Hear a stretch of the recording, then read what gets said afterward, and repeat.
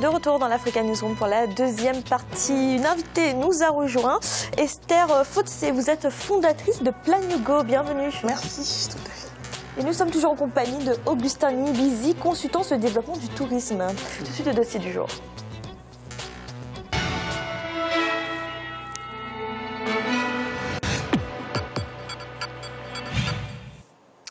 L'une des ressources du Rwanda, c'est son potentiel touristique, notamment les parcs naturels et surtout les fameux gorilles qui attirent de plus en plus de touristes étrangers. En 2012, le pays des Mille Collines a accueilli plus d'1 million de visiteurs, soit 40 fois plus qu'en 2004. À l'heure actuelle, le tourisme est d'ailleurs le plus grand pourvoyeur de devises du pays. Reportage de notre correspondant Olivier Diacotin. Le secteur touristique rwandais est dans une bonne dynamique depuis une décennie. S'il a rapporté 15 millions de dollars en 2007, le tourisme a engrangé 400 millions de dollars en 2016. Cet important bond est lié à plusieurs réformes, dont l'instauration du visa touristique commun entre le Kenya, l'Ouganda et le Rwanda, 3 pays de la communauté est-africaine, et la diversification et la promotion des lieux touristiques du Rwanda. Comment ce secteur s'est-il métamorphosé en une décennie? Quels sont les défis du tourisme au Rwanda? Que faire pour maintenir une croissance ascendante chaque année? Le pays des Mille Collines disposait en 2016 d'environ 200 sites touristiques selon les autorités du pays. Les plus fréquentés sont actuellement les 4 parcs nationaux et la berge du lac Kivu. Chaque année, ce sont des milliers de personnes, surtout venant de l'étranger, qui s'y rendent pour satisfaire leur curiosité. J'ai visité Gisenyi, Rubavu exactement. J'ai visité le lac Kivu. Bon, c'est très propre, c'est très clean, c'est très nature. J'aime très bien visiter les parcs nationaux. Maintenant, je vais attaquer les parcs nationaux, les gorilles. Le tourisme domestique, quant à lui, se trouve toujours à l'état embryonnaire. En 2016, les autorités ont pris des mesures comme l'accès gratuit à plusieurs sites, la réduction considérable des coûts de visite dans les parcs nationaux et la réhabilitation de certains lieux historiques pour inciter les Rwandais à s'approprier le patrimoine touristique de leur pays. Un message bien perçu par les locaux, car désormais une campagne dénommée Explorons le Rwanda s'expérimente trimestriellement dans le pays. Elle consiste à visiter en groupe les richesses touristiques d'une région du pays à une période déterminée. J'ai appris beaucoup de choses sur la culture, par exemple, comment les gens du passé vivaient, qu'est-ce qu'ils faisaient, et surtout l'histoire, pas récente, mais 200 ans avant, ce que les gens portaient, comment ils vivaient, ce qu'ils mangeaient. Il y a des choses que je ne savais même pas, mais qu'on a appris dans les 2 jours qu'on a passé ensemble. Oui, c'était vraiment super. Le secteur touristique est également une alternative crédible à la problématique de l'emploi des jeunes. Outre la carrière de guide touristique qui est de plus en plus embrassée par de nombreux passionnés de la faune et de la flore, certains passent par le tourisme pour entreprendre.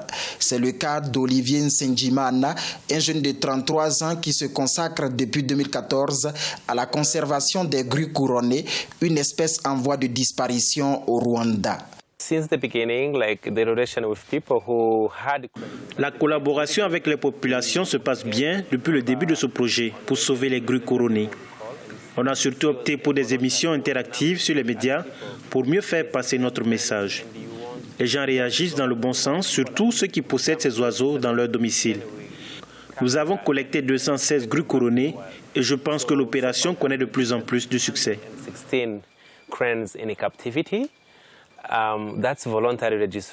Le secteur touristique a néanmoins ses défis. Sur les 200 sites touristiques du pays, les 4 parcs nationaux absorbent près de 80% des visites. La lutte contre le braconnage et les activités illégales sont d'actualité. La culture du tourisme domestique n'est également pas encore ancrée dans les habitudes des locaux. Ce que nous recherchons désormais, c'est la diversification des produits pour des résultats à court, moyen et long terme. C'est le premier défi. Nous devons continuer à encourager le secteur privé à investir, surtout financièrement dans ce secteur, donc c'est le deuxième défi. Le dernier consiste à impliquer davantage les communautés vivant notamment aux alentours des parcs nationaux dans la conservation de la faune et de la flore. Entre 2012 et 2013, le secteur touristique rwandais a connu une croissance de 4%, laquelle a atteint 10% de 2015 à 2016 selon les autorités du pays. Et pour les années à venir, l'objectif est de maintenir la croissance à 2 chiffres. Nos projections sont claires, c'est de maintenir la courbe ascendante dans la croissance à 2 chiffres au niveau du tourisme. On envisage engranger 440 millions de dollars pour cette année 2017.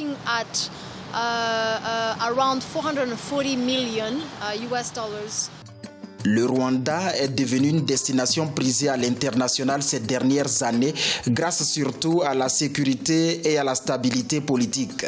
Son secteur touristique exploite si bien ses opportunités qu'il est aujourd'hui le plus grand pourvoyeur de devises. Chaque année, 5% des revenus touristiques sont reversés aux populations vivant aux alentours des parcs nationaux à travers des projets communautaires. C'est justement au niveau du tourisme domestique qu'il y a beaucoup à faire, même si les autorités visent une contribution de 30% du tourisme local d'ici 2018. Augustin Niyibizi, on parle souvent de miracle rwandais. Est-ce que c'est un miracle aussi au niveau du tourisme? Oui, à chaque fois quand je retourne là-bas, moi j'y vais une fois par trimestre. À chaque fois quand j'y vais, vraiment, je suis étonné, pour tout ce qui se passe là-bas. La dernière fois quand j'ai été, c'était l'année dernière, l'aéroport, c'était en travaux. Là, il y a un rapport qui est sorti qui classait les meilleurs aéroports d'Afrique. C'est en termes de sécurité, en termes de la propriété. Et du coup, j'ai vu que le Rwanda il était numéro 2 derrière Durban. C'est juste le fait que le Rwanda est tout petit, les gouvernements en place disent bon, okay, ça peut être petit, mais bon et bien géré. Et ça commence par les ressources que nous avons. Donc j'ai vu ce qu'ils ont fait avec l'aéroport à Kigali.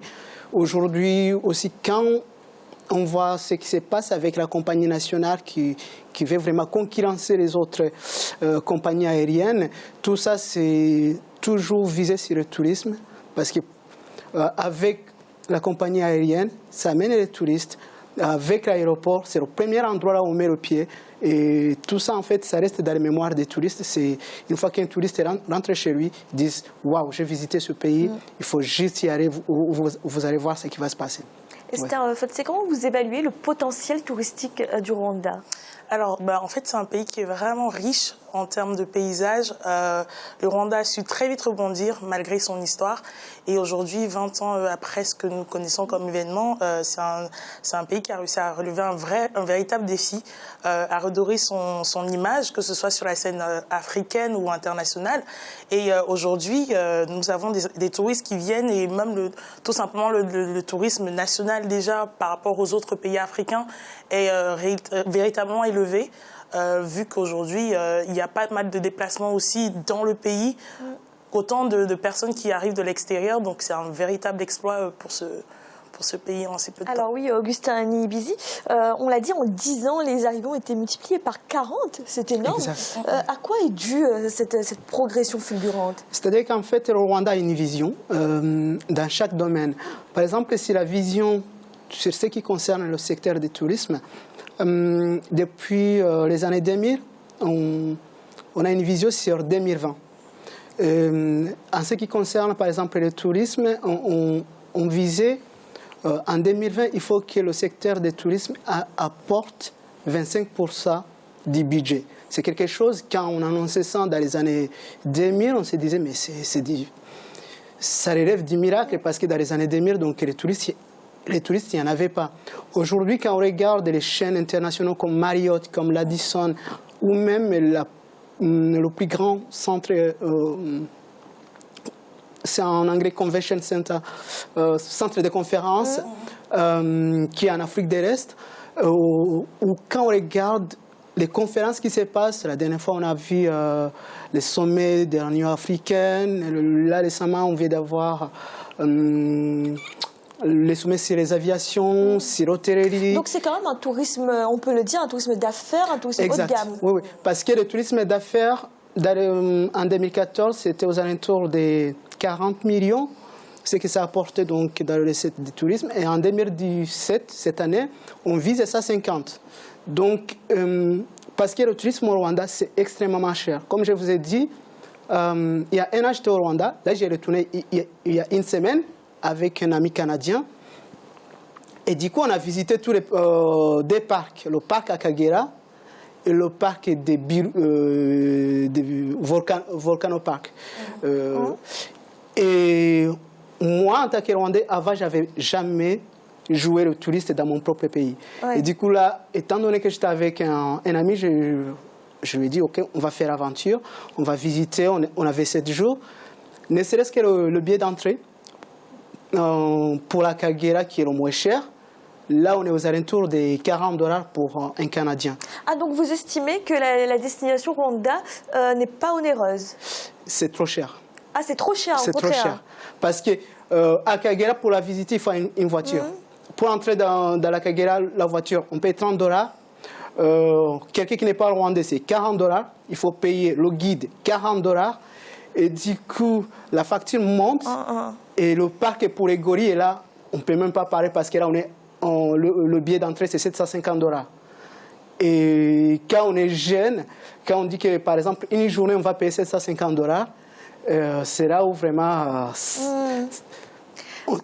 Alors Esther Fotsé, si le Rwanda est une destination onéreuse, ça veut dire quoi? Que finalement, ce ne sera pas une destination pour un tourisme de masse? Ce ne sera pas accessible à tout le monde. Alors le problème en fait que le pays rencontre, c'est que dans les années 2004-2007, on a eu de gros investissements, notamment Dubaï, qui a créé des complexes. Le souci, c'est que c'est du très haut standing et c'est pas forcément donné, comme vous étiez en train de le dire, c'est pas forcément donné à tout le monde. Aujourd'hui, avec ce qui est mis en place, c'est pour permettre justement aux locaux de pouvoir faire ce tourisme-là en réduisant les tarifs, en offrant des journées visites, comme on a pu le voir dans le reportage. Mais c'est pas forcément accessible à tout le monde. C'est ce qu'on disait aussi. Et c'est plus pour drainer une clientèle soit d'affaires, avec les conventional centers et les grands groupes hôteliers, ou de drainer des occidentaux. Mais en fait, le revers de la médaille, c'est que les locaux ne se sentent pas spécialement... Et ça, c'est une bonne stratégie ou pas de favoriser ce tourisme haut de gamme? Non, parce que je pense que moi, je vois avec ce que je suis en train de mettre en place, Planigo, le but, c'est vraiment pas seulement de toucher une clientèle occidentale, mais c'est aussi de réveiller cet esprit cette mentalité du tourisme chez nous, d'abord les locaux. Et je pense que ce serait bien qu'à long terme, voire dans les 5 prochaines années, que le gouvernement accentue un petit peu ce redressement des mentalités au niveau de la population locale. Parce qu'aujourd'hui, c'est eux qui tiennent aussi l'économie. On voit l'augmentation au niveau des Occidentaux. Mais les locaux, il y a une grosse stagnation depuis 2010. Et c'est vraiment dommage parce que c'est eux qui sont sur place et c'est eux qui consomment au quotidien.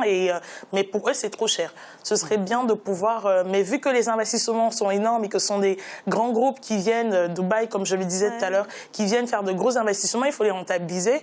Et rentabiliser, c'est par des ventes de billets qui sont assez élevées pour pouvoir très facilement rentrer dans les marges et le plus rapidement possible. Augustin Nibizi, c'est ce que vous constatez, les nationaux sont encore trop peu à visiter leur pays? Oui, et ce qui est bien, c'est que le gouvernement en fait, s'est rendu compte qu'il y a un travail à faire. C'est là où ils ont commencé à changer les mentalités de la population locale en créant Temberu Rwanda, qui veut dire visiter le Rwanda, c'est qu'on a vu dans le reportage. Par trimestre, on prend des bus, des cars, on met les Rwandais, on les fait visiter les parcs. Et aussi une autre initiative qui va favoriser ça, Le Rwanda, c'est 12 millions de population, mais le Rwanda fait partie d'un bloc qui s'appelle East African Community, donc là où on a le Kenya, la Tanzanie, le Burundi. D'ailleurs, il y a un visa commun avec l'Ouganda et le Kenya. Du coup, moi, en tant que Rwandais, pour aller par exemple au Kenya, je n'ai même pas besoin de mon passeport, j'y vais avec ma carte d'identité. Et si par exemple il y a un touriste qui veut aller en Ouganda, il prend le visa pour les 3 pays, peut visiter les 3 pays. Mais là où le gouvernement met l'accent, c'est sur la population des 5 pays, là où on dit ok, un Kenya peut venir et visiter, même si le safari on a au Kenya, les gorilles on les a en Ouganda, mais ils continuent toujours à dire on va favoriser pour ces populations-là qui sont dans l'Est africain, visiter Kigali. Parce qu'avec le bloc des 5 pays, aujourd'hui, on peut être rwandais et travailler en Ouganda, être kenyan et travailler à Kigali. Et il y a beaucoup de populations kenyanes qui travaillent à Kigali et qui vivent à Kigali et qui injectent donc dans l'économie rwandaise. Merci. Et tout de suite, un rappel des titres qui ont été développés en début de cette émission. Le projet de révision constitutionnelle en Mauritanie va être soumis à référendum. Le président Mohamed Ould Abdelaziz l'a annoncé ce mercredi après le rejet du texte par le Sénat. Aucune date n'a été indiquée, mais le chef de l'État souhaite qu'il soit organisé le plus rapidement possible. Et 2 milliards de francs CFA, c'est le montant mis à la disposition du Haut Commissariat à la réconciliation et au renforcement de l'unité nationale par l'État togolais. Cette somme est destinée à indemniser les victimes politiques de MI5 au Togo et fait suite aux recommandations de la Commission Vérité, Justice et Réconciliation. Nous allons marquer une nouvelle pause. Nous sommes à la 3e partie de l'Africa Newsroom.